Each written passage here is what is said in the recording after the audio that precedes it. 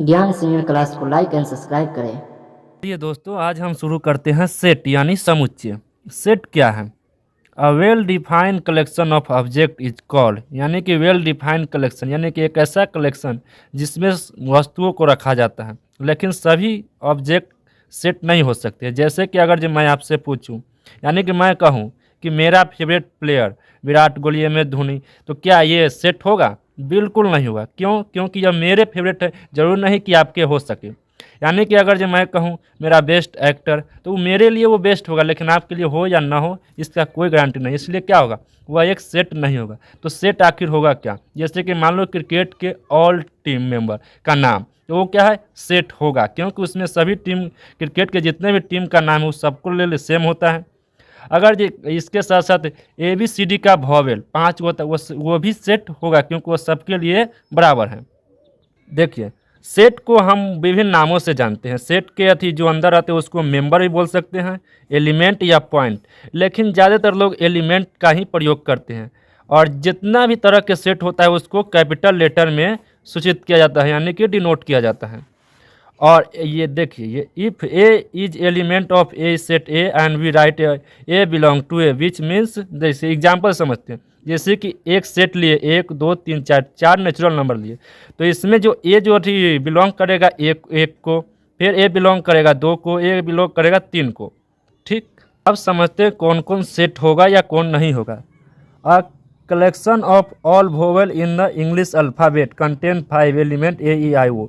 ये क्या है? जितना भी अल्फ़ाबेट के वोवेल वो क्या होगा, एक सेट होगा, क्योंकि वह सभी के लिए ए ई आई ओ यू होता है, चाहे वो यहाँ इंग्लैंड का हो चाहे भारत का हो। दूसरा समझते हैं, अ collection of all odd natural number is less then 10 is the. देखिए, ये भी क्या है, जो 10 से कम जो ऑल अथी ऑड नेचुरल नंबर है वो भी क्या है, एक प्रकार का सेट होगा। जैसे कि सभी के लिए 10 से कम जो ऑड नंबर होगा 1 2 1 3 5 7 9 यही होगा। आगे समझते हैं, the collection of all prime number less than 20 contain the number. देखिए, जो 20 से जितना भी प्राइम नंबर होगा, प्राइम नंबर क्या होता है, जो एक या स्वयं से विभाजित हो, जैसे ए 2 3 5 7 11 13 15 या 20 से कम, यही एक क्या होगा, प्राइम नंबर होगा, जो सेट में गिना जाएगा और सभी के लिए यह मान्य है। All possible root of quadratic equation x square minus x minus 6 का जो वैल्यू आएगा वो -2 और 3, या अगर ये कोई भी वैल्यू इसका निकालेगा, क्वाड्रिक इक्वेशन को सोल्व करेगा द्विघातीय समीकरण, तो यही आएगा -2 और 3। तो ये क्या है, एक प्रकार का सेट होगा। Collection of all river of India, यानी कि भारत के सभी नदी का समूह जो होगा वो भी क्या है, एक प्रकार का सेट होगा।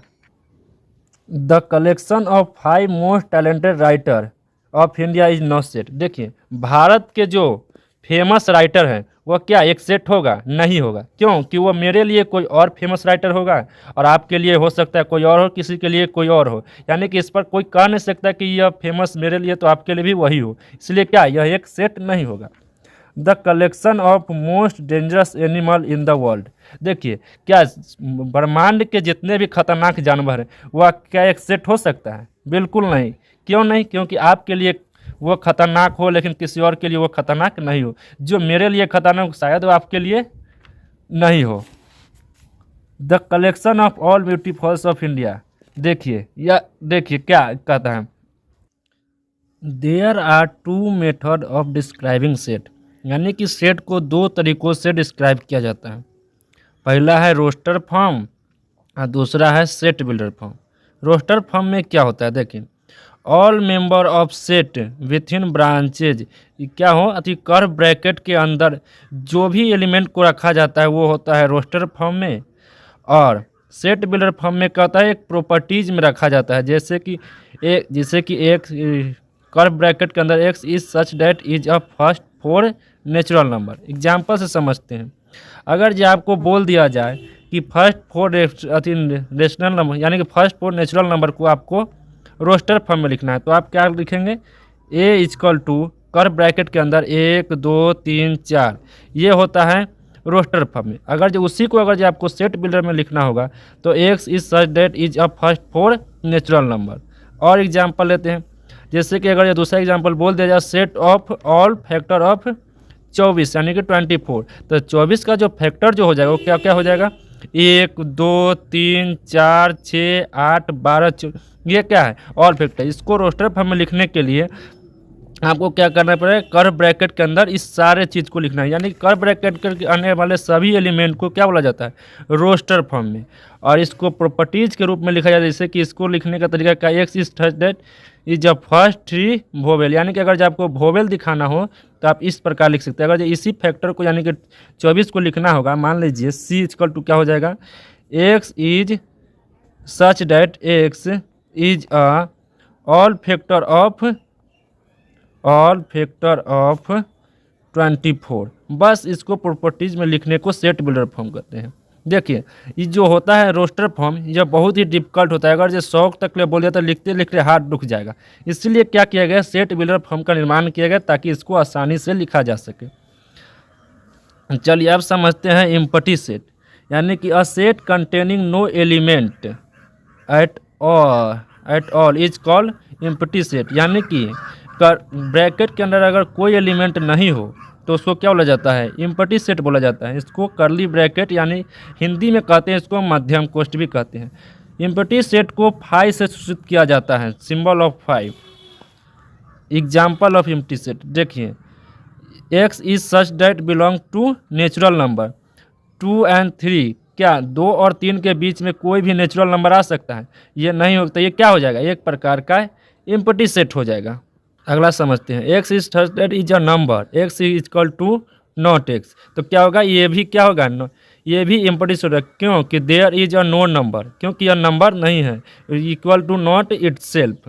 अगला समझते हैं, x is such that real number and x square equal to minus x.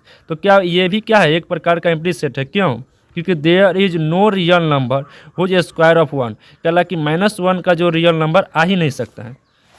चलिए अब समझते हैं, x is such that e belong to natural number x is less than 5 and x is greater than 5। ये भी क्या होगा? Empty set होगा। क्योंकि there is no natural number within less than 5, यानी कि 5 से छोटा और 7 से बड़ा ऐसा कोई नेचुरल नंबर नहीं होता है।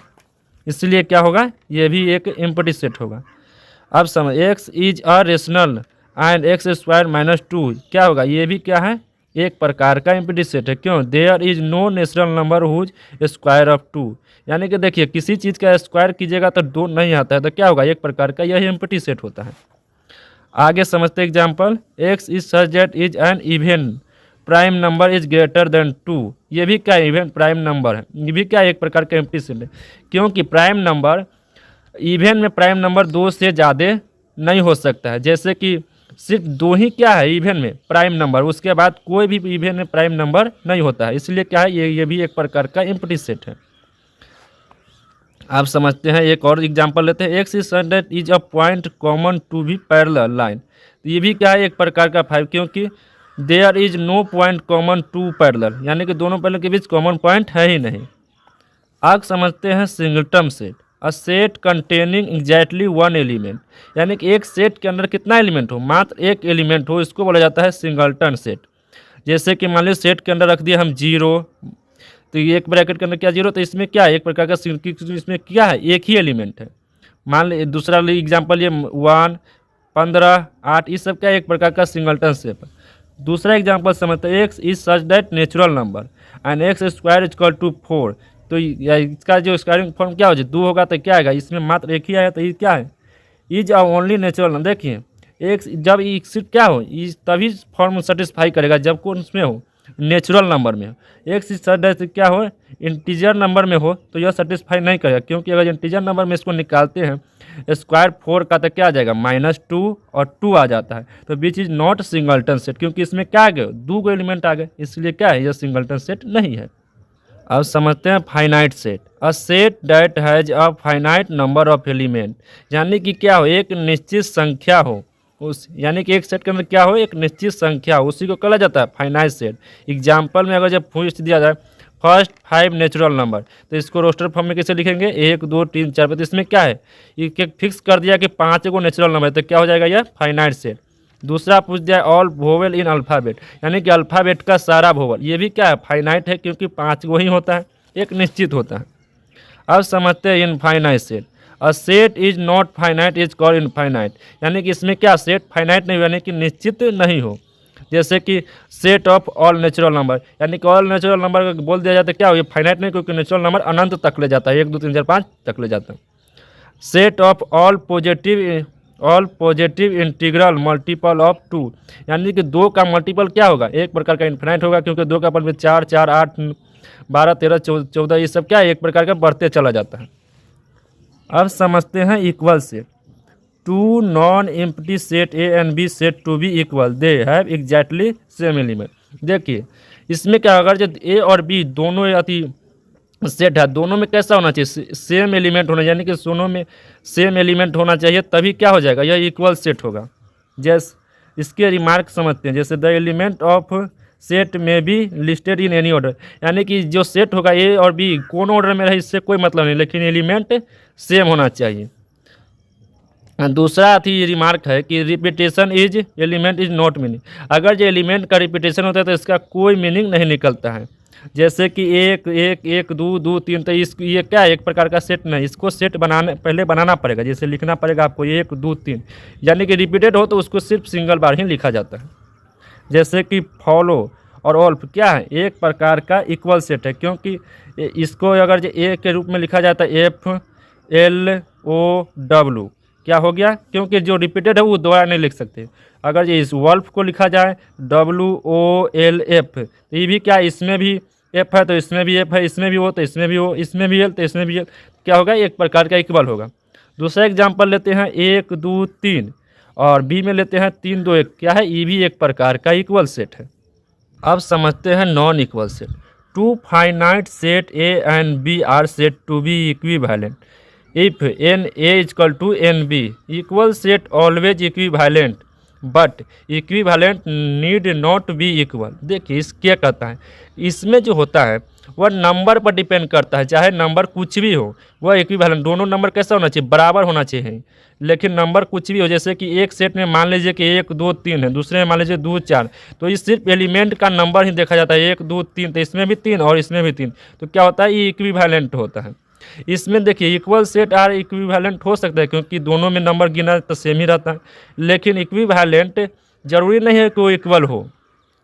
ठीक समझते हैं। जैसे कि एक और एग्जांपल ले लेते हैं, जैसे कि ए बी सी डी, तो इसमें भी क्या होना चाहिए, अगर जो रख दे जाए PQRS, तो ये भी क्या है, इक्विवेलेंट सेट है, लेकिन इक्वल सेट नहीं है, क्योंकि इसमें भी नंबर 4 और इसमें भी नंबर 4, इसमें सिर्फ नंबर को देखा जाता है, एलिमेंट को नहीं देखा जाता है कि इक्वल है कि नहीं है। आज के लिए हम इतना ही रखते हैं। नीचे इससे जुड़े कुछ इमेज यानी कि क्वेश्चन प्रोवाइड करा देते हैं, ताकि आप इसको देख के अच्छे से बना लीजिएगा। सारे टॉपिक को रिवीजन करके अच्छे से नोट करके अपने कोई पर ज़रूर बनाइएगा।